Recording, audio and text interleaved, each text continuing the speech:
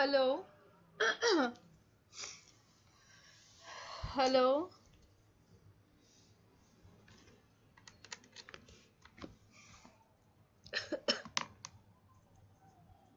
Hello. Hello. Hello. Hello. Hello.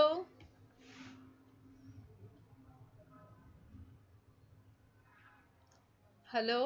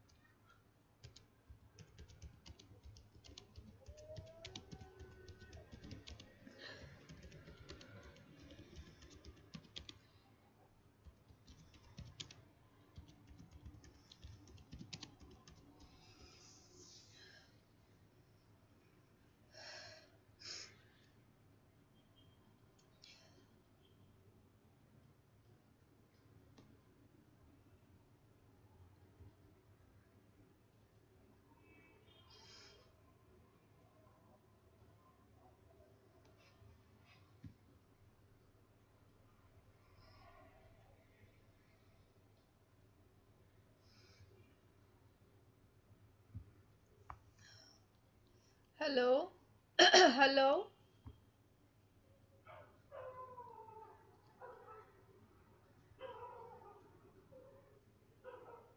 Hello. Hello. Hello. Hello.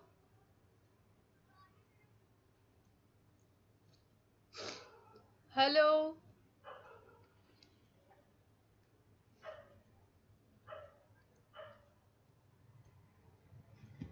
Hello. Hello.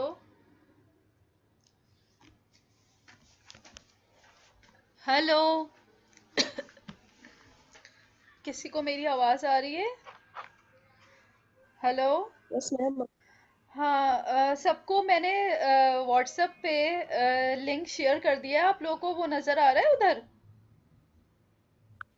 जी miss, नजर आ अच्छा रहा है। ठीक है, तो बाकी लोगों को भी सर्कुलेट कर दें आप लोग। वैसे मैंने कर लिया, पता नहीं क्यों अभी तक नहीं आया। 9:50 पे शुरू होना था, 9:51 हो रहे हैं, तो हम लोग शुरू कर देते हैं, क्योंकि 1 घंटे के बाद ना ये मीटिंग बंद हो जाती है, फिर प्रॉब्लम होती है। तो हम लोग शुरू कर देते हैं। आप लोगों ने मुझे ये बताएं सबसे पहले कि आप सब ने मुझे यूट्यूब पे सब्सक्राइब किया हुआ है? जी मिस, कर लिया। और क्योंकि ना जैसे ही मैं डालूंगी लेक्चर्स, वैसे ही आप लोगों को फौरन मिल जाएंगे, क्योंकि मैं ये देख रही हूँ कि जितने स्टूडेंट्स हैं आपकी क्लास में, कितने स्टूडेंट्स हैं? मैम पहले तो हमारी स्ट्रेंथ 100 थी, जब न्यू स्टूडेंट आए थे तो 100 से अबव हो गए थे। लेकिन मेरे पास जो गूगल क्लासरूम पे शो होते हैं, वो मेरे ख्याल में 80, मोर देन 80 इस तरह होते हैं, 85 तक इस तरह होते हैं। बाकी किधर हैं स्टूडेंट्स? और कुछ बच्चों ने शायद एक्सेस नहीं किया होगा। तो जिन्होंने एक्सेस नहीं किया हुआ उनको कुछ पता है किस तरह मिल रहे हैं लेक्चर्स? जो एक्सेस नहीं कर पा रहे हैं वो मैं जूम के लिंक को व्हाट्सएप पे शेयर कर देती हूँ, तो वो जो एक्सेस नहीं कर पा रहे हैं वो अपने मोबाइल से भी जूम मीटिंग में तो एटलीस्ट आ सकते हैं, क्योंकि हम जो जूम में डिस्कस करेंगे वो एक हफ्ते में जो 3 लेक्चर लेंगे ना, उन 3 लेक्चर्स को ही हम ब्रीफली डिस्कस करेंगे।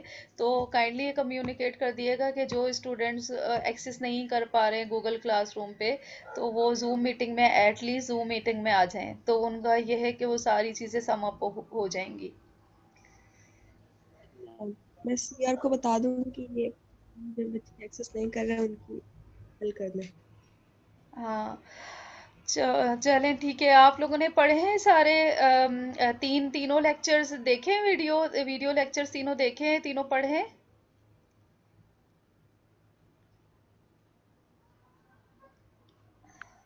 मैम पहला लेक्चर पढ़ा था, अभी तबीयत ठीक नहीं थी तो दूसरे लेक्चर्स नहीं देखे। बाकी किसने देखे हैं? मैं बाकी स्टूडेंट्स ने देखे, मैं अपनी बात कर रही हूँ कि मैंने सिर्फ पहला लेक्चर। हाँ, तो मैं ब्रीफली सम अप कर देती हूँ यहाँ पर। एक्चुअली यहाँ पर अभी सिर्फ 9 स्टूडेंट्स आए ना, अब देखिए ना, 85 स्टूडेंट्स में से सिर्फ 9 स्टूडेंट्स आए। जो मेरे पास 85 स्टूडेंट्स जूम पे गूगल क्लासरूम पे शो हो रहे हैं उसमें से सिर्फ 9 आए। अगर सिर्फ नौ स्टूडेंट्स होंगे तो किस तरह से हो पाएगा ये सब कुछ? चलो ठीक है, खैर हम करते हैं शुरू, लेकिन ये है कि आप ज़्यादा स्टूडेंट्स को ये कम्युनिकेट कर दीजिएगा कि अगर स्टूडेंट्स जूम मीटिंग में ज़्यादा छुट्टियां करेंगे, यानी कि ये तो फिर एब्सेंट ही हुई ना, तो ये एब्सेंट मार्क होगी। ठीक है, अगर आप ये नहीं आएंगे, ऐसा नहीं है कि आप लोग जूम में नहीं आए, क्योंकि एक वाहिद एविडेंस जो है आप लोगों का क्लासेस ले रहे हैं या नहीं ले रहे हैं, तो ये जूम ही है। तो ये यहाँ पर रिकॉर्ड हो रहा है, रिकॉर्ड होने के बाद ये ऑनलाइन जाएगा, ये गूगल क्लासरूम पे आएगा, तो ये आप लोग की जितनी भी अटेंडेंस है ना वो यहाँ से काउंट हो जाएगी। तो जो जूम मीटिंग में नहीं आ रहे हैं ना, तो इसका मतलब ये है कि वो एब्सेंट है, और वो एब्सेंट हैं तो फिर पता नहीं, मुझे नहीं पता उनको एग्ज़ाम में बैठने की इजाज़त मिलेगी या नहीं मिलेगी। मुझे नहीं पता आप लोगों का कितनी छुट्टियाँ होती हैं तो एग्ज़ाम में रोक देते बैठने के लिए। तो इस बात का ज़रा ख्याल रखें, सारे स्टूडेंट्स को बता दीजिएगा कि जूम मीटिंग में एटलीस्ट कोशिश करें कि अटेंड करें उसे। ठीक है, तो हम यहाँ से अब शुरू करते हैं कि हमने इस वीक में, हमारा वीक एक्चुअली स्टार्ट हुआ था और 15 नवंबर से, और इस वीक में हमने 3 लेक्चर पढ़े हैं। एक्चुअली पढ़े तो टोटल 4 हैं, ठीक है, और ये 4 लेक्चर हो गए हैं इस वीक में, और ये दूसरी जूम मीटिंग है। ठीक है, जो एक नॉर्मल क्राइटेरिया उससे हम अबव ही जा रहे हैं।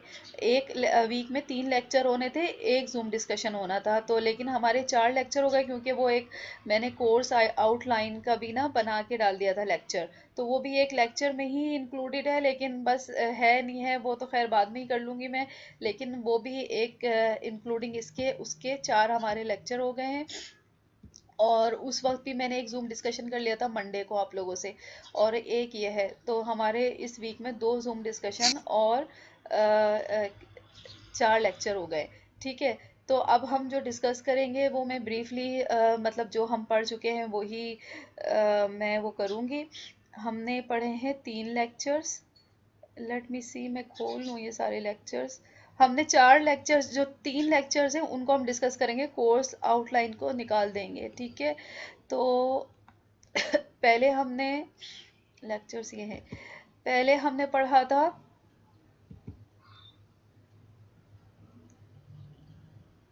एब्जॉर्प्शन, एब्जॉर्प्शन और डिस्ट्रीब्यूशन पढ़ा था। ठीक है, पहले लेक्चर में मैम हमने, हाँ डाइजेशन डाइजेशन, एंड हाँ डाइजेशन एंड एब्जॉर्प्शन पहले लेक्चर में हमने पढ़ा था। ठीक है, तो इस सबसे पहले मैंने ये आप लोगों को बताया था पहले कि हम इस जो कोर्स में क्या करेंगे, एक नॉर्मल सी वो है, मतलब अगर आप समझे कोर्स आउटलाइन भी हम साथ साथ डिस्कस करते जाते हैं, तो इसमें क्या हम पढ़ेंगे, बेसिक क्या पढ़ेंगे, जो बेसिक आप कार्बोहाइड्रेट प्रोटीन लिपिड की मेटाबॉलिज्म पढ़ चुके हैं ना, उस कार्बोहाइड्रेट प्रोटीन लिपिड और डीएनए, इसकी हम मेटाबॉलिज्म पढ़ेंगे। मुझे नहीं पता आप लोगों ने डीएनए का बेसिक पढ़ा है या नहीं पढ़ा है। डीएनए का बेसिक पढ़ा है आप लोगों ने पहले वाले 311 कोर्स में?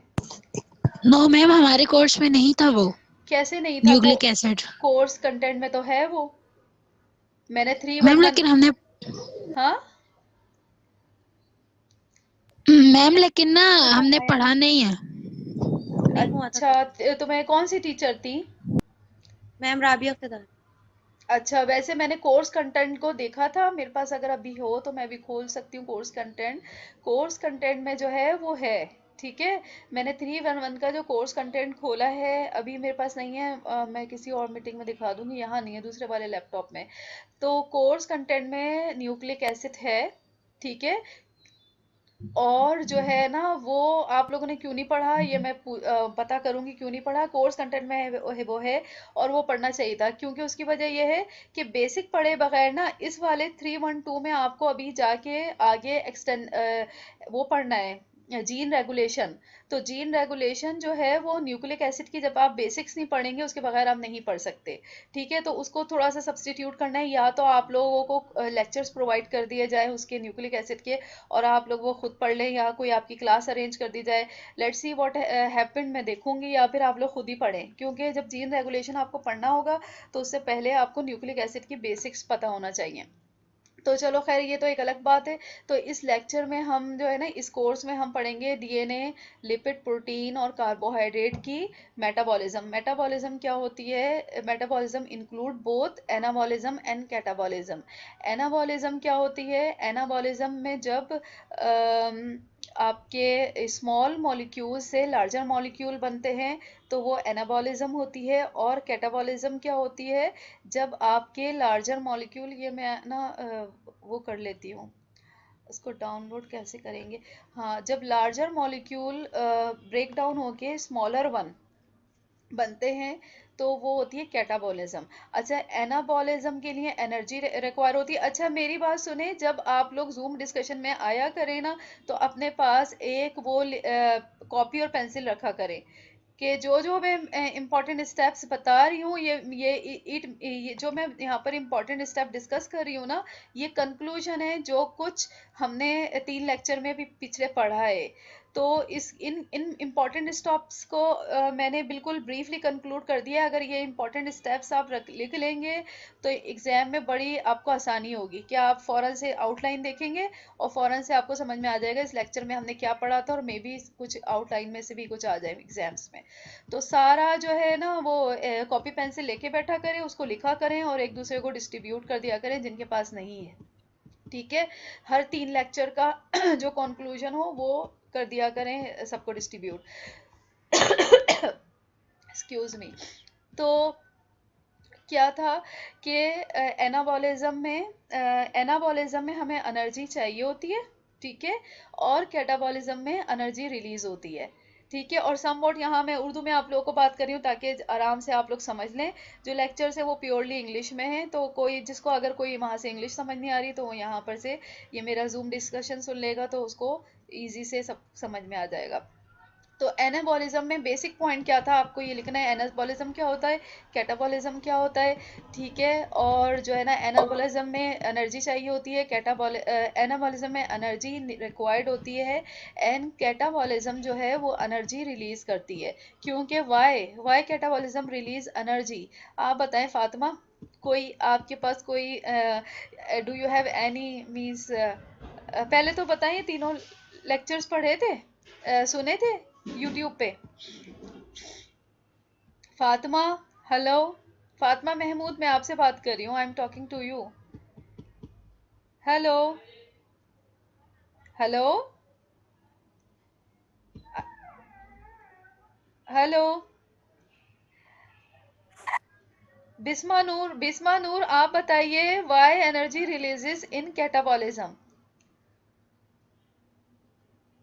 बिस्मा, ये बिल्कुल एक हाँ, ये बिस्मा ये बताएं कि एनर्जी क्यों रिलीज होती है जब कैटाबॉलिज्म होता है, ब्रेक डाउन होता है मॉलिक्यूल्स, लार्जर मॉलिक्यूल्स का जब स्मॉलर मॉलिक्यूल में ब्रेक डाउन होता है, why ma'am energy bonds release. तो वजह से एनर्जी रिलीज होती है। हाँ बॉन्ड्स टूटते हैं, हाँ, वेरी गुड, ब्रेक डाउन होता है। हाँ, वेरी गुड। बॉन्ड टूटते हैं, ये सब बेसिक है। जो यहाँ मैं पूछूंगी ना, मैं वही सब बेसिक पूछूंगी जो आप पहले लेक्चर में पढ़ चुके हैं, क्योंकि जब तक आपको बेसिक्स नहीं पता होंगी ना तो आप एडवांस नहीं पढ़ सकते। ठीक है, तो बॉन्ड टूटते हैं इसलिए एनर्जी रिलीज होती है, इसलिए कैटाबॉलिज्म में एनर्जी रिलीज होती है मॉलिक्यूल से, और एनाबॉलिज्म में हमें एनर्जी चाहिए होती है, क्योंकि एनर्जी क्यों चाहिए होती है, क्योंकि for the formation of bonds.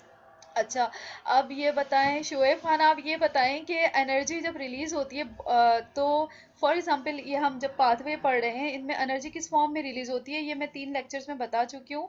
आप इधर बताएं, ग्लाइकोलाइसिस फॉर एग्जांपल हम लेते हैं ग्लाइकोलिसिस, तो ग्लाइकोलिसिस में एनर्जी किस फॉर्म में रिलीज होती है, what is the form of energy that is release during the glycolysis, क्या फॉर्म होती है एनर्जी की, और किस फॉर्म में एनर्जी हमारी बॉडी में कंजर्व्ड होती है यानी स्टोर होती है, कौन सी फॉर्म होती है एनर्जी की, वो हम कैसे आइडेंटिफाई करेंगे ये एनर्जी है, और एनर्जी होती क्या है।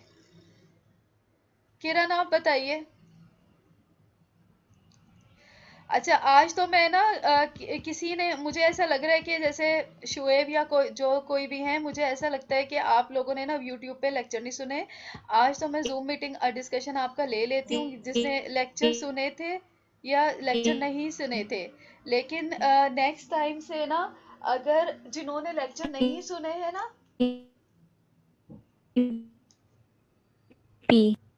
हेलो हेलो,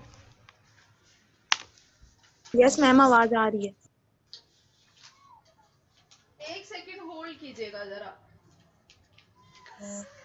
हाँ, तो मैं ये कह रही थी कि नेक्स्ट टाइम से जिन्होंने लेक्चर नहीं सुने हैं ना, तो फिर मैं फिर जूम मीटिंग में नहीं आने दूंगी, आपको लेक्चर ज़रूर सुन के आना है, क्योंकि जब आप लेक्चर ही नहीं सुनेंगे तो जो है ना, आप यहाँ पर मैं डिस्कस भी करूँगी तो आपको कुछ समझ में नहीं आएगा, इसलिए आपको लेक्चर ज़रूर सुनना चाहिए।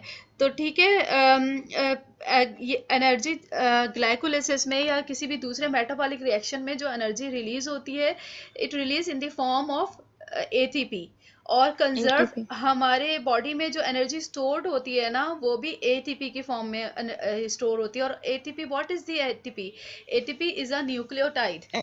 जब भी मैं आप लोगों से कह रही हूँ कि आप लोगों को डीएनए वाला लेक्चर ज़रूर पढ़ना चाहिए, पढ़ाना चाहिए था, जो कि नहीं पढ़ाया गया है, may be, I don't know, मैं पूछूंगी तो सही है। तो एटीपी क्या है, एडिनोसिन एडिनोसिन ट्राइफॉस्फेट। ठीक है, तो एडोनेसिन ट्राइफॉस्फेट क्या है, दिस इज अ न्यूक्लियोटाइड। और न्यूक्लियोटाइड क्या होता है, न्यूक्लियोटाइड जो है वो डीएनए का बेसिक यूनिट है, जिसमें क्या होता है, 3 थिंग्स होती है, 1 शुगर होती है, 1 एक फॉस्फेट होता है, और एक 1 क्या होता है, एक बेस होता है। तो एक्चुअली जो फॉस्फेट होता है और फॉस्फोराइल ग्रुप होता है, this is the form of energy that is store in your body और that release during the process of glycolysis and any other thing. तो हमें सबसे पहले हमने पढ़ा था digestion and absorption of carbohydrate, इसका मैं एक कंक्लूजन यहाँ पर आप दे देती हूँ। तो सबसे पहले हमने जो है 3 लेक्चर जो भी अपना इस कोर्स में पढ़ना है, वो ये पढ़ना है कि carbohydrate, lipid protein and fats, ये जो आप बेसिक चीज़ें पढ़ चुके हैं कोर्स 311 में, ठीक है, तो उनका हमें एब्जॉर्प्शन पढ़ना है, एंड उस एब्जॉर्प्शन एंड डाइजेशन पढ़ना है, फिर उसके बाद उसका मेटाबॉलिज्म पढ़ना है। अच्छा, एब्जॉर्प्शन, डाइजेशन और मेटाबॉलिज्म में क्या फ़र्क है, whatever carbohydrate you take from your food, ठीक है, whatever the means macro molecule, जो भी आप फूड लेते हैं, ठीक है, जो भी खाना खाते हैं, फॉर एग्जांपल आप एक पोटैटो चिप्स ले रहे हैं, ठीक है, तो पोटैटो चिप्स में क्या होता है, मेनली कार्बोहाइड्रेट, ठीक है, और उसके साथ ऑयल वगैरह भी होते हैं, ठीक है, क्योंकि उसको आप फ्राई करते हैं। तो अगर आपके बॉडी में कार्बोहाइड्रेट आ रहा है, ठीक है, तो सबसे पहले वो क्या होगा, सबसे पहले एब्जॉर्ब होगा, फिर उसके बाद वो डाइजेस्ट होगा, सबसे पहले डाइजेस्ट होगा, ठीक है, डाइजेस्ट होने के बाद वो एब्जॉर्ब होगा, सही, एब्जॉर्ब होने के बाद जब डाइजेशन होगी तो कहाँ होगी, आपकी बॉडी के ऑर्गन में होगी, ठीक है, for example your mouth, your stomach, your intestine. तो ये डाइजेशन हो गई with the help of different juices that containing enzyme, ठीक है। तो जूसेस सिर्फ हेल्प करते हैं डाइजेशन में, और मेन डाइजेशन कौन करता है? एंजाइम, क्योंकि एंजाइम बॉन्ड्स को ब्रेक करते हैं। जो कि फॉर एग्जांपल अगर कार्बोहाइड्रेट का डाइजेशन हो रहा है तो कार्बोहाइड्रेट क्या है? कार्बोहाइड्रेट मोनोसेक्राइड भी होता है, डाइसेक्राइड भी होता है, पॉलीसेक्राइड भी होता है। तो मोनोसेक्राइड तो फर्दर हाइड्रोलाइज नहीं होगा, पॉलीसेक्राइड एंड डाइसेक्राइड होंगे। तो डाइसेक्राइड एंजाइम्स क्या करते हैं? दो डाइसेक्राइड में दो मोनोमेरिक यूनिट्स होते हैं कार्बोहाइड्रेट के, तो उनके बॉन्ड को तोड़ते हैं, ब्रेक करते हैं। ठीक है। तो वो एंजाइम क्या करते हैं? मेन डाइजेशन जो कराते हैं वो एंजाइम कराते हैं। ठीक है। तो जब डाइजेशन हो जाती है तो उसके बाद का सेकंड स्टेप होता है एब्जॉर्प्शन। ठीक है। एब्जॉर्प्शन के बाद क्या होता है? एब्जॉर्प्शन का क्या मतलब है? कि बॉडी के ऑर्गन से जो आपका डाइजेस्टेड फूड है वो एंटर हो जाए इनसाइड योर सेल। ठीक है। फॉर एग्जाम्पल अगर आपके इंटेस्टीन में एक डाइजेस्टेड फूड है तो वो आपकी इंटेस्टीन में, वो ऑर्गन में, वो सेल के अंदर एंटर नहीं हुआ है। तो डाइजेशन एब्जॉर्प्शन में क्या होगा? वो जो वॉट एवर फॉर एग्जाम्पल डायासेक्राइड है वो ब्रेक डाउन हुआ मोनोसेक्राइड में, 2 मॉलिक्यूल ऑफ मोनोसेक्राइड में। अब मोनोसेक्राइड क्या करेगा? मोनोसेक्राइड एब्जॉर्ब हो जाएगा आपके पहले क्रॉस करेगा एपिथेलियल सेल। एपिथेलियल सेल कहाँ होंगे? आपकी इंटेस्टाइन, इनसाइड इंटेस्टाइन, मतलब इंटेस्टाइन की जो अंदर की जगह है उसके ऊपर एक लेयर होती है एपिथेलियल सेल की। तो what are epithelial cell? These are the covering of the intestine. तो उस इंटेस्टीन में, इंटेस्टीनियल सेल में पहले जो है वो इधर मैं ये वाली कर लेती हूँ स्लाइड। हाँ, तो पहले इंटेस्टिनल सेल में जो आपके मोनोमरिक यूनिट है, जो कि आपके disaccharide, for example disaccharide 2 molecule of monosaccharide में कन्वर्ट हो गया, सही है, या पॉलीसेक्राइड डायसेक्राइड में कन्वर्ट हो गया, फिर डायसेक्राइड मोनोसेक्राइड में। तो ये मोनोसेक्राइड जितने भी होंगे, ये दीज आर मोनोसेक्राइड। ठीक है। जितने भी मोनोसेक्राइड होंगे वो पहले एपिथेलियल सेल में जाएंगे, फिर एपिथेलियल सेल को एब्जॉर्ब हो जाएंगे। ठीक है। बाय 2 प्रोसेस जो कि हम आगे पढ़ेंगे, एक्टिव ट्रांसपोर्ट और फैसिलिटेटेड ट्रांसपोर्ट। ठीक है। आपके इंटेस्टिनियल एपिथेलियल सेल में एब्जॉर्ब हो जाएंगे, फिर एपिथेलियल सेल से क्रॉस करके कहाँ आएंगे? आपकी ब्लड वेसल्स में।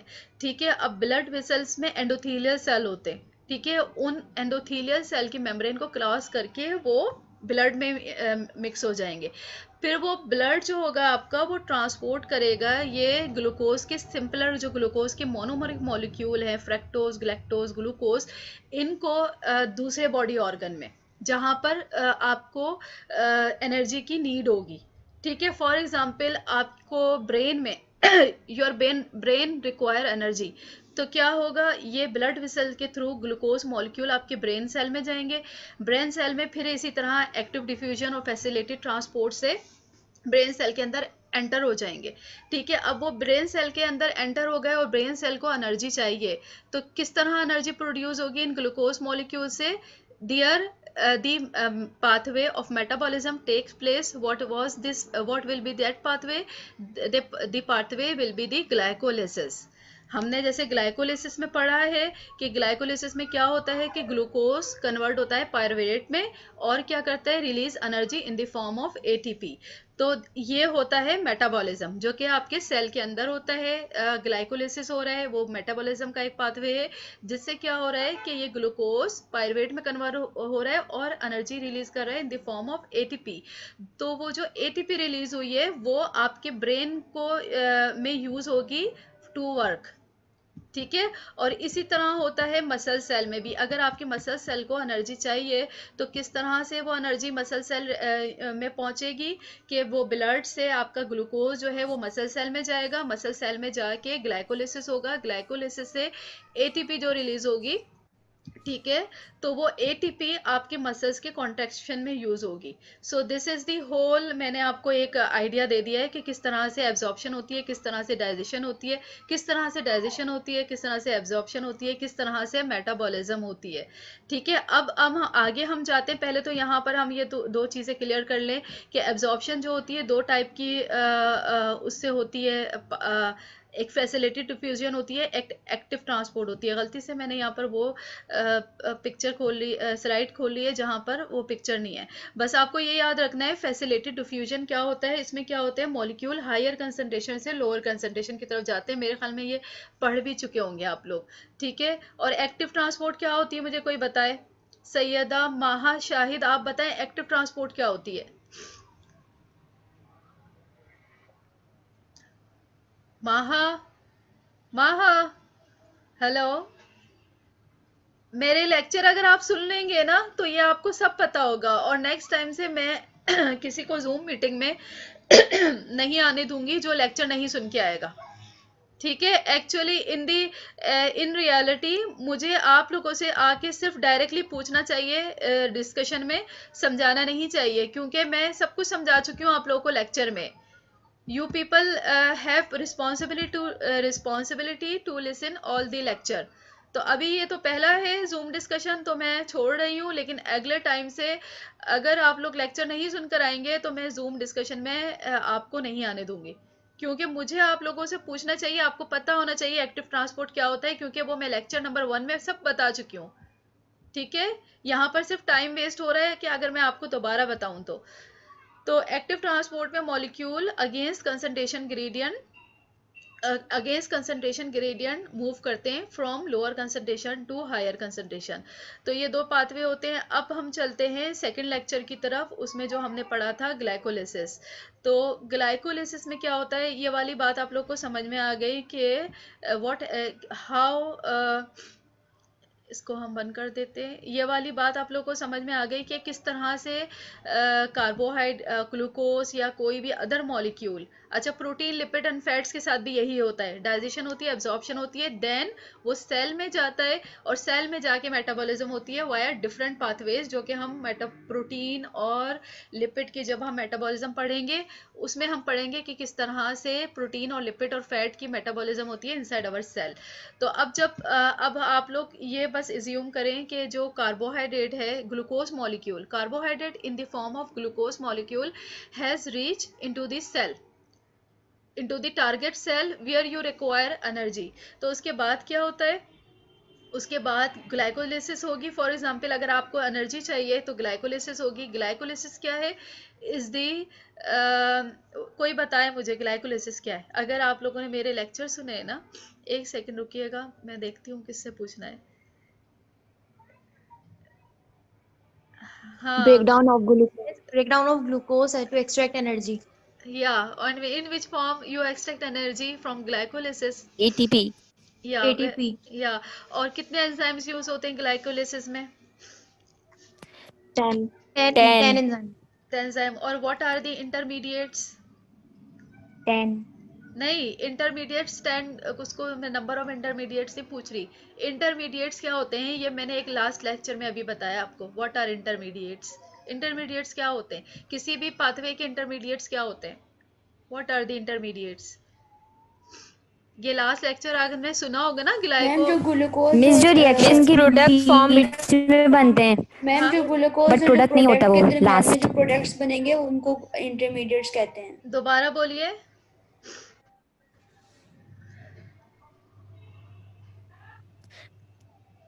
Product form in between the reaction is called intermediate. हाँ, वेरी गुड। अच्छा, ये मुझसे कोई क्वेश्चन लिख के पूछ रहा है, मैम किसी ड्रग की एब्जॉर्प्शन कैसे होगी ह्यूमन बॉडी में? तो आप लोग आके ऑनलाइन मुझसे पूछ सकते हैं, क्वेश्चन यहाँ पर लिखने की ज़रूरत नहीं है, वो ज़्यादा अच्छा होगा, मैं देख लूँगी। खैर, मैं यहाँ बता देती हूँ, जो बॉडी की एब्जॉर्प्शन होती है ना, ड्रग की एब्जॉर्प्शन होती है बॉडी में, वो होती है इसी तरह जैसे अभी मैंने डाइजेशन, कार्बोहाइड्रेट वगैरह की एब्जॉर्प्शन बताई है ना, उस तरह ही होती है, लेकिन मेटाबॉलिज्म डिफरेंट तरीके से होती है। अच्छा, अभी 10 मिनट के बाद हमारी ये मीटिंग रुक जाएगी, तो मैं दोबारा आपको लिंक भेजूंगी, सही है, ईमेल पे, वहाँ पर भेज दूंगी, व्हाट्सएप ग्रुप में शेयर कर दूंगी। दोबारा से लिंक, तो दोबारा से ऐड हो जाइएगा। तो जल्दी से मैं इनको आंसर बता देती हूँ। ड्रग की एब्जॉर्प्शन ऐसी होती है, जब हम ड्रग लेते हैं तो उसमें डिफरेंट और चीज़ें होती है ना, डिसोल्यूशन होती है, वो सब आपने पढ़ा होगा, ठीक है। डिसइंटीग्रेशन होती है, डिसोल्यूशन होती है जब हम ड्रग लेते हैं, क्योंकि ड्रग में बहुत सारे एक्सिपिएंट्स भी होते हैं, सब एक्टिव इंग्रेडिएंट भी होते हैं। लेकिन जो ड्रग की एब्जॉर्प्शन होती है वो बिल्कुल सेम तरीके से होती है जैसे कार्बोहाइड्रेट, प्रोटीन, लिपिड, फैट की एब्जॉर्प्शन होती है। किस तरह? By using active and facility diffusion, ठीक है। ड्रग के मॉलिक्यूल भी इसी तरह से इनसाइड सेल मूव करते हैं, एक सेल से दूसरे सेल में इसी तरह मूव करते हैं, फैसिलिटेड डिफ्यूजन से और एक्टिव ट्रांसपोर्ट से। अगर तो एक्टिव ट्रांसपोर्ट यूज़ करेंगे ड्रग, अगर एक साइड पे बॉडी के सेल के एक साइड पे ड्रग के मॉलिक्यूल कम होंगे, ठीक है, और दूसरी साइड पे ज़्यादा होंगे दूसरे molecule, not drug molecule, other molecule, तो क्या होगा? एक्टिव ट्रांसपोर्ट होगी, कम कंसंट्रेशन से ज़्यादा कंसंट्रेशन की तरफ ड्रग के मॉलिक्यूल मूव करेंगे।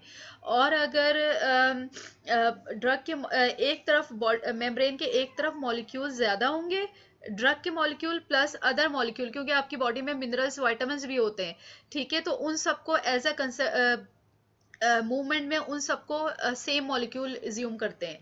तो अगर ज़्यादा मॉलिक्यूल की तरफ से कम मॉलिक्यूल, कंसंट्रेशन की तरफ से कम कंसंट्रेशन की तरफ मूवमेंट करेंगे तो फैसिलिटी डिफ्यूजन होगी, ठीक है। तो ये ग्लाइकोलिसिस हम पढ़ रहे थे। अच्छा, अब ग्लाइकोलिसिस में क्या था कि glycolysis is a break down of glucose. हम क्यों होती है glycolysis? For the means for when you need energy in your body, जब भी आपकी बॉडी में एनर्जी की नीड होगी। फॉर एग्जाम्पल, मैं आपसे अभी बात कर रही हूँ, वी आर टॉकिंग, तो इस टॉकिंग के लिए भी मुझे एनर्जी चाहिए। तो एनर्जी मुझे कहाँ से मिल रही है? मेरे बॉडी के सेल्स में, बेसिकली मेरे टंग के सेल में, मेरे ब्रेन के सेल में, क्योंकि मैं ब्रेन से सोच रही हूँ और जबान से बातें कर रही हूँ, ठीक है। तो ये दोनों चीज़ें मेरे वर्क कर रही हैं ना अभी। तो ये जो वर्क कर रही है, कैसे वर्क कर रही है? ग्लाइकोलिसिस हो रही है मेरी ब्रेन के सेल में, मेरी टंग के सेल्स में ग्लाइकोलिसिस हो रही है, जिसकी वजह से ब्रेक डाउन हो रहा है ग्लूकोज का और एनर्जी रिलीज हो रही है in the form of ATP, ठीक है। तो this was the why glycolysis take place, this was the purpose. तो अब ग्लाइकोलिसिस में क्या होता है कि सिंपलर शुगर जो कन्वर्ट हो जाती है ग्लूकोज, वो एक्चुअली कन्वर्ट होता है 1 molecule of glucose 2 molecule of pyruvate में कन्वर्ट हो जाता है, ठीक है। और किस तरह होता है? By the means by the different, by the क्या कहेंगे उसको, डिफरेंट रिएक्शंस, ठीक है, स्टेप्स ऑफ रिएक्शन।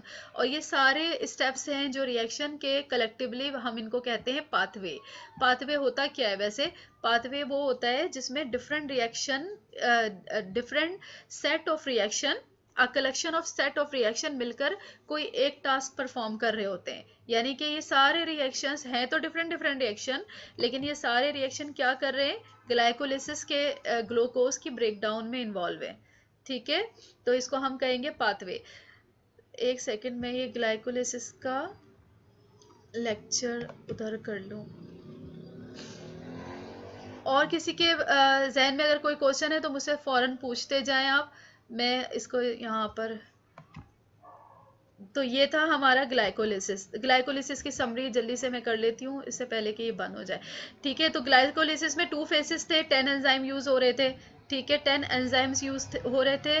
2 फेजेस थे, एक प्रिपरेटरी फेज था और एक पे ऑफ फेज था। प्रिपरेटरी फेज में क्या हुआ था कि हमारी जो ग्लूकोज है ना, ये 2 मॉलिक्यूल में 2 मॉलिक्यूल ऑफ ट्रायोस शुगर में कन्वर्ट हो जाएगी। ग्लूकोज में 6 कार्बन होते हैं, 6 कार्बन होते हैं, और ये प्रिपरेटरी फेज में 2 टाइप की शुगर में कन्वर्ट होगी, और हर टाइप की शुगर में 3-3 कार्बन एटम होंगे, ठीक है। एक होगा डाईहाइड्रोक्सी एसीटोन फॉस्फेट और एक होगा ग्लिसरल्डिहाइड फॉस्फेट। इसमें 5 एंजाइम यूज होंगे, 5 एंजाइम, ठीक है, और एनर्जी यूज होगी in the form of ATP, ठीक है। और जो हमारा पे ऑफ फेज होगा उसमें ये जो हमारा ग्लिसरल्डिहाइड है ये कन्वर्ट होगा पायरुवेट में, ठीक है। और इसमें 5 एंजाइम्स यूज होंगे और इसमें एनर्जी यूज होगी in the form of ATP, ठीक है। So this was the whole cycle of glycolysis. और जो हमारी एनर्जी ये रिलीज होती है, ये मीन्स ये जो रिलीज होगी, तो इसको हम कहते हैं कि ये एनर्जी हमारी कंजर्व हो गई इन हमारी बॉडी में एटीपी, क्योंकि ये जो एटीपी होता है ना, ये हमारे सेल्स में रहता है, ठीक है, स्टोर रहता है। तो जब भी हम कोई वर्क परफॉर्म करते हैं, जैसे मैं हाथों की मसल्स की कॉन्ट्रैक्शन कर रही हूँ, तो क्या होगा, ये एटीपी जो है इसमें तीन, what is this ATP? ATP is adenosine triphosphate. इसका मतलब है इसमें 3 फॉस्फेट है। ठीक है, तो जब हमें एनर्जी चाहिए होगी तो इन 3 फॉस्फेट में से सबसे पहले एक फॉस्फेट ग्रुप रिलीज होगा। एक्चुअली जो एनर्जी है उसमें एनर्जी है क्या, इसमें एटीपी में एनर्जी कौन सी टाइप की एनर्जी है? ये जो इसमें फॉस्फेट ग्रुप है, actually the phosphate group are energy. ठीक है, तो इसमें 3 फॉस्फेट है, यानी कि इसमें 3 एनर्जी के मॉलिक्यूल हैं। तो जब भी हमें एनर्जी चाहिए होगी तो सबसे पहले पहला फॉस्फेट रिलीज होगा, फिर दूसरा, फिर तीसरा।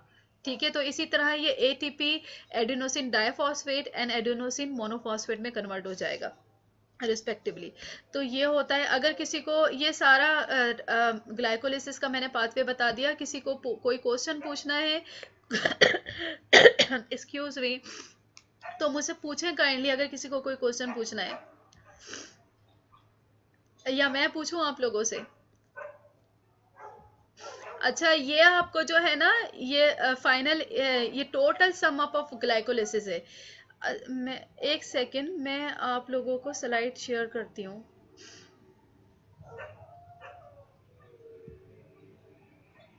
स्क्रीन शेयर हो रही है आपको? हेलो?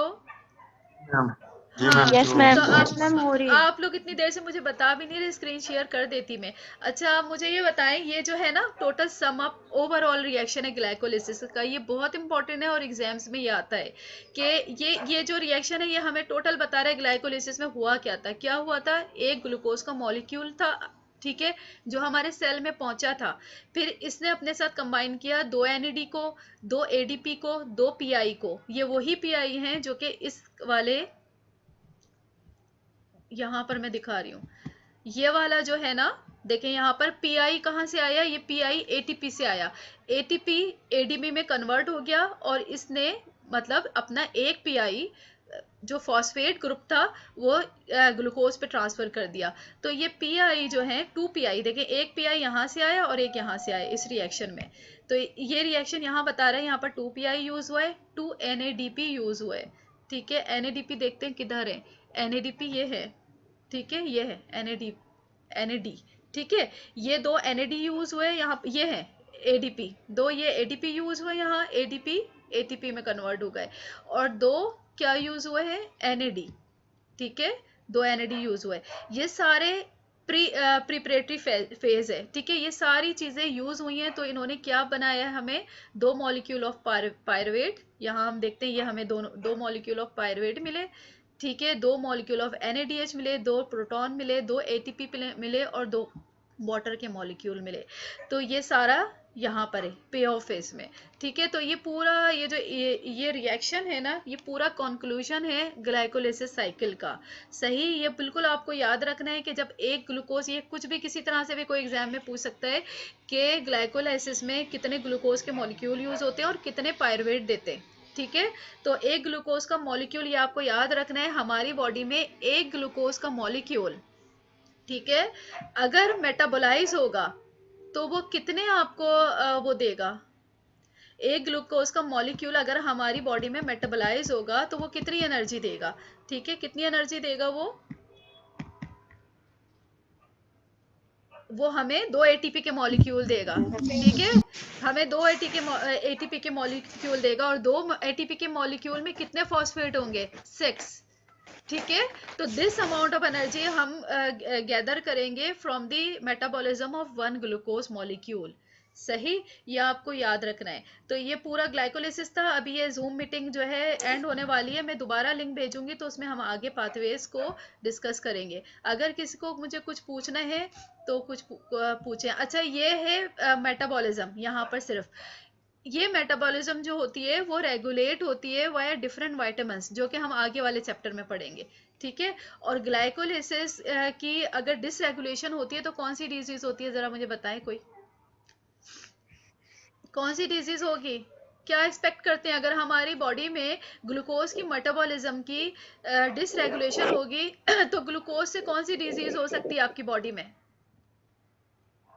हाँ, क्या होता है जब ज्यादा शुगर हो जाती है बॉडी में? क्या होता है? डायबिटीज होती है ना?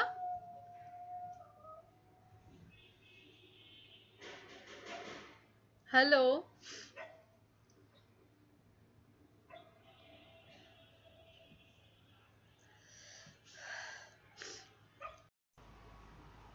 अच्छा एक सेकेंड, स्क्रीन शेयर कर रही हूँ मैं आप लोगों से। शेयर है स्क्रीन या नहीं है? शेयर, अच्छा। तो हम पढ़ रहे थे फिर ग्लाइकोजेनेसिस। तो ग्लाइकोजेनेसिस में मैं ये वाला साइकिल खोल के दिखाना आपको चाह रही हूँ। किधर गई साइकिल? हाँ, ये डेलिकेट साइकिल है और बहुत इंटरेस्टिंग साइकिल है।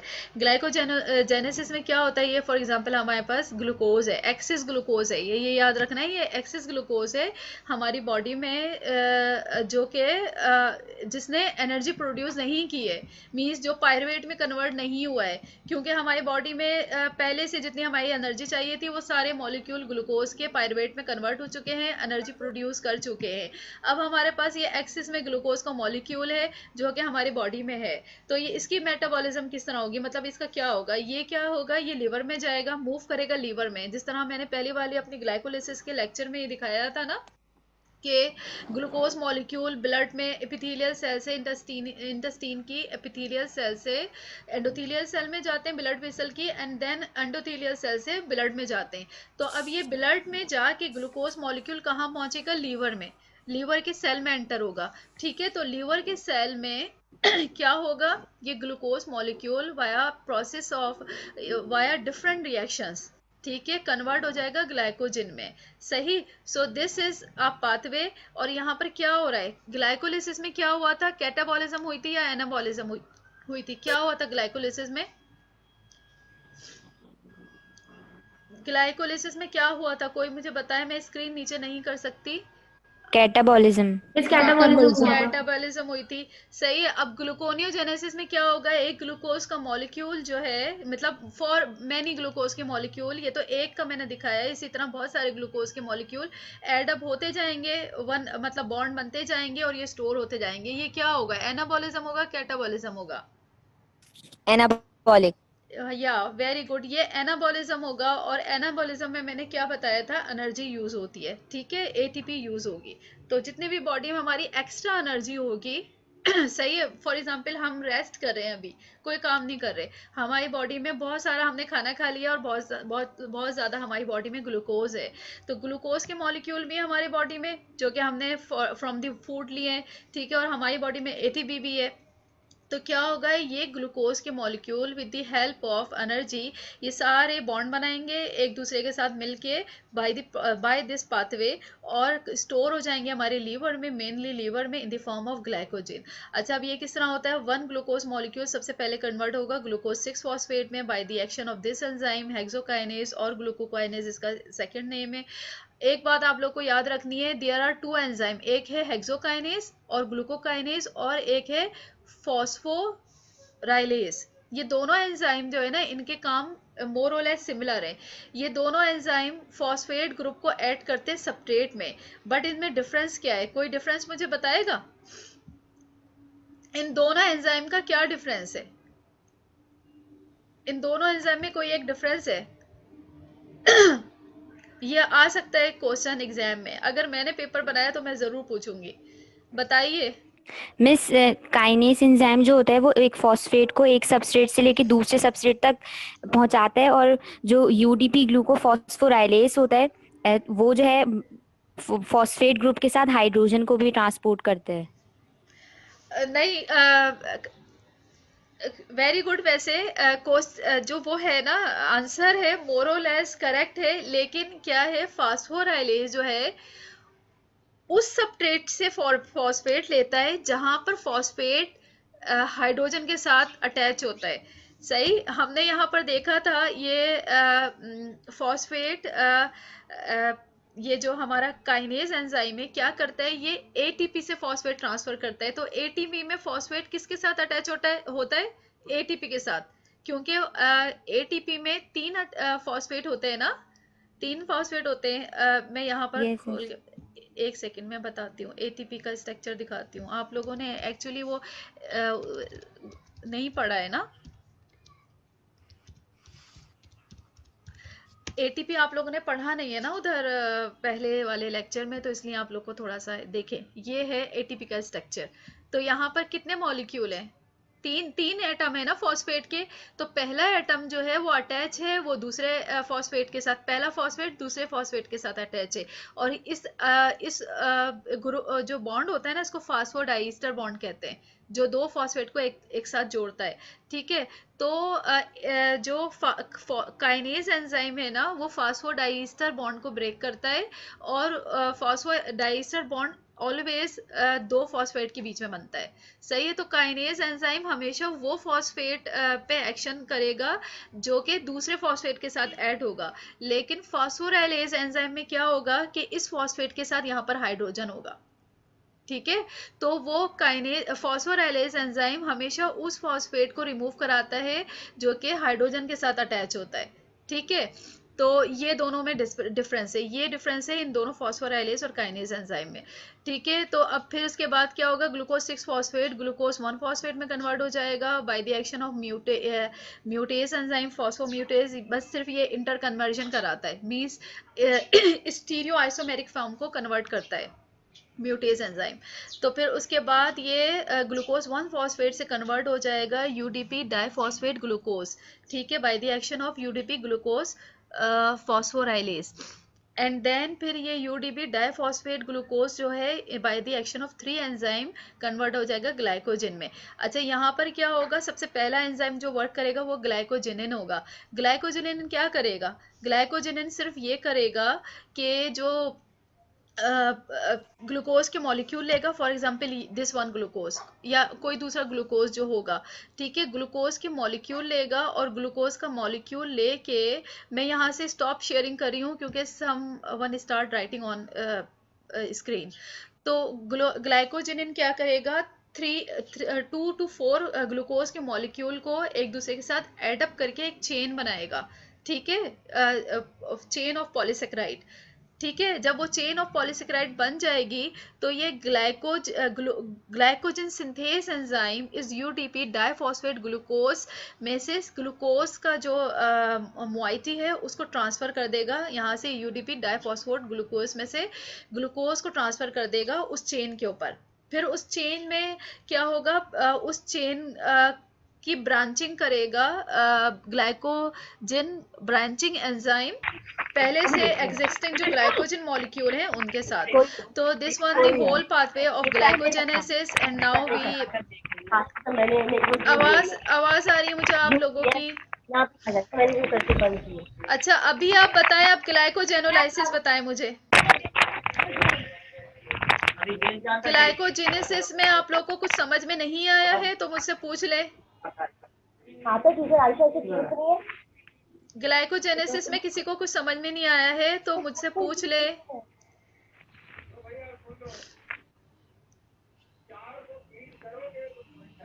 अपने माइक बंद करें प्लीज। अब हम लास्ट लेक्चर अपना डिस्कस कर रहे हैं, दैट इज ग्लाइकोजेनोलाइसिस। ठीक है, ये मैंने पहले कर लिया था क्योंकि ताकि आप लोग को समझ में आए। तो लास्ट लेक्चर है जो लेक्चर नंबर 3 हमने पहले कर लिया था, 2 हम बाद में कर रहे हैं। तो ग्लाइकोजेनोलाइसिस, अब हम ये डिस्कस कर लेते हैं ग्लाइकोजेनोलाइसिस में क्या होता है। अब ग्लूकोज की मेटाबॉलिज्म हो गई, ग्लाइकोलाइसिस हो गया, ग्लाइकोजेनेसिस हो गया कि जो एक्स्ट्रा ग्लूकोज थी, जो ग्लूकोज यूज होना है वो यूज हो गई, जो एक्स्ट्रा थी वो ग्लाइकोजन की फॉर्म में सेव हो गई। ठीक है, अब हम पढ़ेंगे ग्लाइकोजेनोलाइसिस। हमें चाहिए, we need energy but we are not having glucose molecule in our body, and even we are not having any glucose in our body। अगर हमारी बॉडी में ग्लूकोज नहीं है और हमें चाहिए एनर्जी तो क्या होगा, फिर ग्लाइकोजन की ब्रेक डाउन होगी। ठीक है, जो हमारी लिवर में ग्लाइकोजन के स्टोर्स होंगे उनकी ब्रेक डाउन होगी। और किस तरह होगी ब्रेक डाउन? अच्छा, सबसे पहले तो मुझे बताएं, ये glycogenolysis, this pathway is anabolic pathway और कैटाबॉलिक पाथवे। अनम आप बताइए। Yes, this is the catabolic pathway. इसमें क्या होगा, जो ग्लाइकोजन है by the process, by the series of chemical reaction convert हो जाएगा ग्लूकोज में।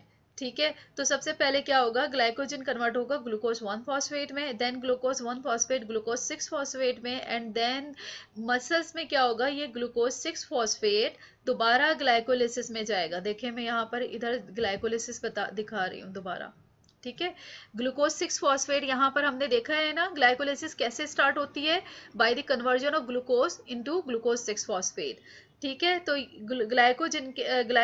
ग्लाइकोलिसिस के स्टार्ट होने के लिए ज़रूरी है ग्लूकोज 6 फॉस्फेट में कन्वर्ट हुआ हो। तो अगर हमारे मसल्स में एनर्जी की ज़रूरत होगी और मसल्स में मसल्स में ग्लाइकोजन के स्टोर्स होंगे, तो कहाँ से हमारे मसल्स को एनर्जी मिलेगी, वो ग्लाइकोजन के स्टोर्स ब्रेक डाउन होंगे। किस तरह ब्रेक डाउन होंगे, पहले ग्लूकोज 1 फॉस्फेट में कन्वर्ट होंगे, फिर ग्लूकोज 6 फॉस्फेट में कन्वर्ट होंगे, then this glucose 6 phosphate enter in this cycle of glycolysis. ठीक है, ये वाली जो साइकिल हम पहले पढ़ चुके हैं, इसमें ये एंटर हो जाएगा ग्लूकोज 6 फॉस्फेट, फिर इसकी ग्लाइकोलिसिस होगी via all these steps, and then आखिर में क्या होगा, ये ग्लूकोज पायरुवेट में कन्वर्ट हो जाएगा और हमें 2 मॉलिक्यूल ऑफ एटीपी मिल जाएंगे जो कि मसल्स की कॉन्ट्रैक्शन में यूज होंगे। तो this is the whole pathway. फिर और इसके अलावा अगर हमें लीवर में चाहिए होगा, एनर्जी की ज़रूरत होगी, या लीवर में हमारे ग्लाइकोजन जेनोलाइसिस हो रहा होगा, तो क्या होगा कि ये ग्लूकोज जो है, ये ग्लूकोज 6 फॉस्फेट क्या कन्वर्ट हो जाएगा ग्लूकोज में। ठीक है, then in liver this glucose will enter into glycolytic pathway. ठीक है, ग्लाइकोलाइटिक पाथवे में फिर क्या होगा, ये ग्लूकोज 6 फॉस्फेट में कन्वर्ट होगा, फिर देन ये whole cycle takes place, and then आखिर में 2 मॉलिक्यूल ऑफ पायरुवेट में कन्वर्ट हो जाएगा glucose, and then it releases energy in the form of 2 molecule of ATP. तो ये हमारा पूरा हफ्ते में जो हमने एब्जॉर्प्शन डाइजेशन पढ़ा था, और हमने जो डिफरेंट साइकिल्स पढ़ी थी, ग्लाइकोलिसिस की, ग्लाइकोजिनोलाइसिस की, और ग्लाइकोजेनेसिस की, ये सब हमने डिस्कस कर लिए हैं। ये सारा हमने इस हफ्ते में पढ़ा है। ठीक है, अब नेक्स्ट वीक में हमें पढ़ना है पेंटोज फॉस्फेट पाथवे। ठीक है, और एक पढ़ना है ग्लाइकोजेनोजेनेसिस। सम टाइम क्या होता है, हमारी बॉडी में ग्लाइकोजन भी नहीं होता, ठीक है, and our body not having glucose, हमने फूड भी नहीं लिया होता और हमारी बॉडी में पहले से भी ग्लाइकोजन नहीं होता। तो in such situation from where we will be having means energy, किसी को कोई आइडिया है?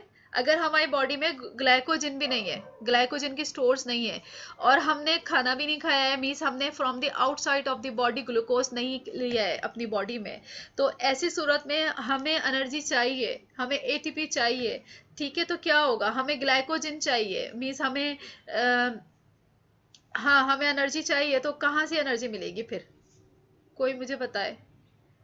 आयशा आप बताइए, कोई दूसरा पाथवे बॉडी में ऐसा एग्जिस्ट करता है जिसमें हमें ग्लाइकोजन अपनी बॉडी में सिंथेसाइज करना है? ठीक है, हमें अपनी बॉडी, जी मैम, प्रोटीन की मेटाबॉलिज्म होगी फिर, और जिससे हमें ग्लाइकोजन और ग्लूकोज मिलेगा। हाँ, वेरी गुड। इस पाथवे को क्या कहते हैं? What is the name of this pathway in which क्या होगा, प्रोटीन, लिपिड, अमाइनो एसिड, ये हमारे कन्वर्ट होंगे ग्लाइकोजन में, and what this pathway is called as ग्लाइकोजेनोजेनेसिस।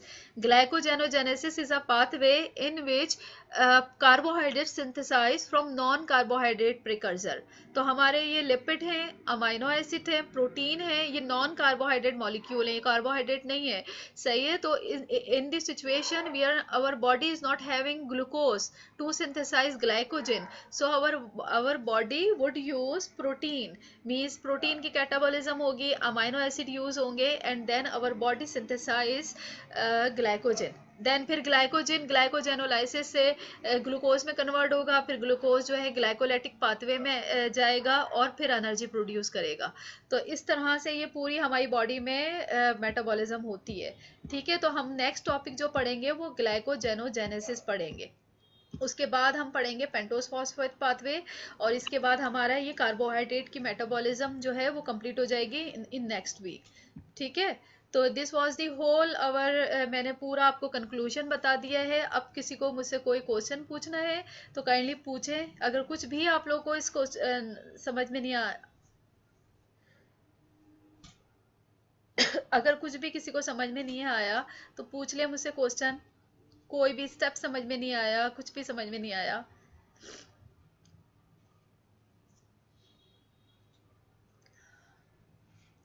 Aamir, Mohammad आबिर, आपको सब समझ में आया है? 28 स्टूडेंट्स हैं, 28 स्टूडेंट को सब समझ में आया है? मुझे ये बता, अब आप सब जितने भी 20 right now 28 students are online. Kindly आप सब लोग मुझे यूट्यूब पे सब्सक्राइब कर लें। मुझे नहीं लगता कि ज़्यादा स्टूडेंट्स ने आप लोगों में से मुझे यूट्यूब पे सब्सक्राइब किया है। वो इसलिए मैं कह रही हूँ कि अगर आप मुझे यूट्यूब पे सब्सक्राइब कर लेंगे तो मैं जैसे ही अपना लेक्चर डालूंगी यूट्यूब पे फ़ौरन आपको जो है उसकी मतलब नोटिफिकेशन मिल जाएगा। तो अगर आप लोग व्हाट्सएप पे नहीं देख पाए या कहीं नहीं देख पाए तो एटलीस्ट आपको यूट्यूब से पता चल जाएगा कि मैंने लेक्चर डाल दिया है। तो आप लोग सब मुझे यूट्यूब पे सब्सक्राइब करें और नेक्स्ट मीटिंग में आने से पहले आप लोग पूरे हफ्ते के 3 लेक्चर यूट्यूब के सुन के आएंगे, ठीक है? तो मैं अब क्वेश्चन आप लोगों से करती हूँ दोबारा सम अप करने के लिए। माहम, आप ये बताइए what is the difference between glycogenesis, glycolysis and glycogenolysis? Maham. Ma'am glycolysis में ग्लूकोज से हाँ सीरीज ऑफ रिएक्शन होते हैं और पायरुवेट बनता है, जिससे फिर पायरुवेट से हमारे पास एटीपी प्रोड्यूस होती है। और ग्लाइकोजिनोलाइसिस में हम ग्लाइकोजिन से ग्लूकोज बना रहे होते हैं। मतलब जब डेफिशिएंसी हो जाती है ग्लूकोज की तो हाँ जो स्टोर फॉर्म होती है ग्लाइकोजिन की, उससे हाँ, हम ग्लूकोज प्रोड्यूस करते हैं और फिर ग्लूकोज से हमें एनर्जी मिलती है ग्लाइकोलिसिस के थ्रू। Very good. और और ग्लाइकोजेनेसिस में? मैम ग्लाइकोजेनेसिस में हम ग्लूकोज से ग्लाइकोजन बना रहे होते हैं। जब एक्सेस हो जाती है ग्लूकोज की तो फिर हम उसको कन्वर्ट करते हैं स्टोर्ड फॉर्म में, ग्लाइकोजन फॉर्म में कन्वर्ट करते हैं, जो कि लीवर में होता है हाँ स्टोर्ड। हाँ, वेरी गुड, वेरी गुड। अच्छा अनम, आप बताइए कि कौन सा एक एंजाइम है जो दोनों ग्लाइकोजेनेसिस में एंड ग्लाइकोलिसिस दोनों में यूज होता है? एक सिंगल एंजाइम है, ग्लाइकोजेनोलाइसिस और उसमें होता है ग्लाइकोजेनोलाइसिस। फॉस्फोग्लूकोम्यूटेस। हाँ, अच्छा, ये भी अच्छा, वेरी गुड। अच्छा हफ्सा, आप बताएं कि what is mean by priming of glucose? ये हमने ग्लाइकोलिसिस में पढ़ा है, प्राइमिंग का क्या मतलब होता है? अच्छा, ये सारे क्वेश्चन मैं बताते रहती हूँ यूट्यूब वाले लेक्चर में, इसलिए मैं कह रही हूँ सुनकर आया करें ताकि मैं अब पूछूं तो आंसर हो। प्राइमिंग का क्या मतलब है? Priming reaction, what is mean by priming reaction? Miss जो बिल्कुल इनिशियल स्टेप होता है। इनिशियल स्टेप होता है, वेरी गुड। लेकिन इसमें क्या होता है कि ग्लूकोज प्रिपेयर हो जाती है फॉर फर्दर रिएक्शन। और कैसे प्रिपेयर होती है? कि उसमें एडिशन होती है किसकी? फॉस्फेट की, ठीक है? तो ग्लूकोज से ग्लूकोज 6 फॉस्फेट बन जाता है, ठीक है?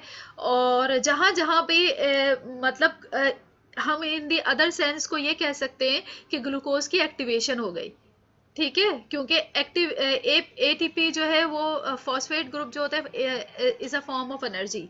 तो हम जब किसी चीज को एनर्जी देते हैं तो वो एक्टिव हो जाता है ना। तो in this sense, other sense, we can say that activation हो गई ग्लूकोज की।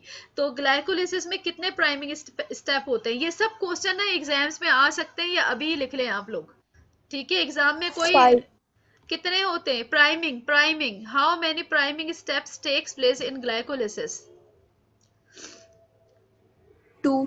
हाँ, 2 होते हैं। अच्छा, ये भी याद रखना है कि 2 होते हैं और कौन कौन सा होता है। अच्छा, कोई एग्जाम में आपसे इस तरह भी पूछ सकता है कि मतलब फॉर एग्जाम्पल रिएक्शन लिख दिया ग्लूकोज टू ग्लूकोज 6 फॉस्फेट, ठीक है? और और लिख दिया ग्लिसरल्डिहाइड 3 फॉस्फेट टू डाइहाइड्रोक्सी एक्सीटोन, ठीक है? अब इसमें से बताएं प्राइमरी रिएक्शन कौन सा है। तो आपको ये पता होना चाहिए कि कौन सा प्राइमरी रिएक्शन था। जहां जहां पर भी एटीपी में से एक फॉस्फेट ऐड होगा अदर सबस्ट्रेट में, वो प्राइमिंग रिएक्शन होगा।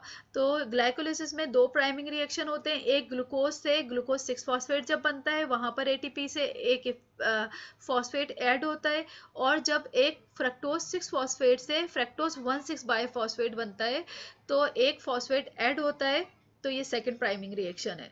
सही है, तो ग्लाइकोलिसिस में दो प्राइमिंग रिएक्शन होते हैं, ये आपको याद रखना है। ठीक है, मैं बिल्कुल वैसे वैसे आपको पढ़ा रही हूँ जैसे जैसे एग्जाम में कोई आपसे क्वेश्चन पूछ सकता है।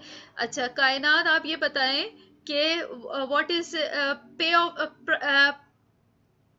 प्रिपरेटरी फेज जो होता है फर्स्ट फेज ऑफ ग्लाइकोलिसिस। ठीक है, कोई किस इस तरह भी क्वेश्चन हो सकता है, what is the first phase of glycolysis. First phase क्या है? First phase is the preparatory phase of glycolysis, क्योंकि जरूरी नहीं एग्जाम में कोई कह दे कि explain preparatory phase of glycolysis, इस तरह भी आ सकता है explain first phase of glycolysis. तो आपको पता होना चाहिए फर्स्ट फेज जो होता है वो प्रिपरेटरी फेज होता है। ठीक है, तो किससे मैंने क्वेश्चन पूछा था? मैम मुझसे। हाँ, आप ये बताएं कि प्रिपरेटरी फेज जो होता है ना उसमें कितने एंजाइम्स यूज होते हैं? कितने एंजाइम? मैम प्रेडेटरी फेज में 5 एंजाइम्स यूज होते हाँ, और आप लोगों को ये 5 एंजाइम के नाम भी याद रखने हैं। ठीक है, हैं। कौन? हेक्सामाइन, हाँ, फॉस्फोलेस, फॉस्फोफ्रुक्टोज 1, एल्डोलेस और ट्रायोस फॉस्फेट आइसोमरेज यूज या होते वेरी गुड। तो ये आप लोगों को सारे नाम भी एंजाइम्स के याद रखने हैं कि कौन कौन से एंजाइम प्रिपरेटरी फेज में हुए थे और कौन कौन से एंजाइम यूज हुए थे पे ऑफ फेज में। अच्छा, अब मुझे बताएं, माहम से तो पूछ लिया। ठीक है, ये कौन है? हिबा। सारे लड़के गायब हो गए क्यों भाई? जब मैं क्वेश्चन पूछ रही हूँ तो सारे लड़के गायब। अब यहाँ पर मेरे पास लड़के नहीं आ रहे, we are boys. Shahzad, Shahzad आप ये बताइए कि जो है वो पे ऑफ फेज में कितने एंजाइम्स यूज हुए थे ग्लाइकोलिसिस में? ग्लाइकोलिसिस के पे ऑफ फेज में कितने एंजाइम्स यूज हुए थे?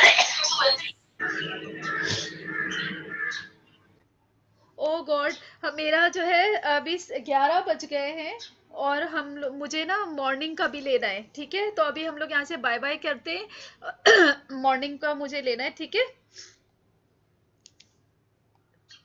हेलो डियर स्टूडेंट्स, अब हमारा टाइम जो है ना 10:40 तक था, 20 मिनट ऊपर हो गए, मुझे मॉर्निंग की क्लास लेनी है।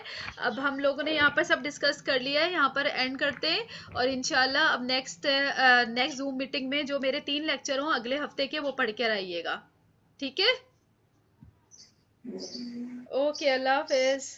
अब मैं यही वाला लिंक दूसरे स्टूडेंट्स को भेज देती हूँ। Okay ma'am. ओके, अल्लाह हाफिज।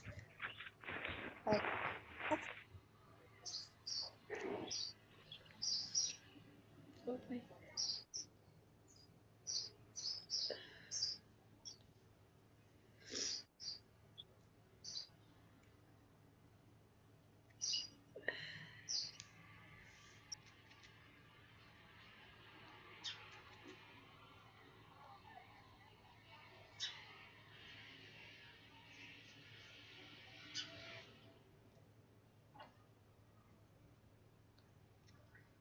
अच्छा, हेलो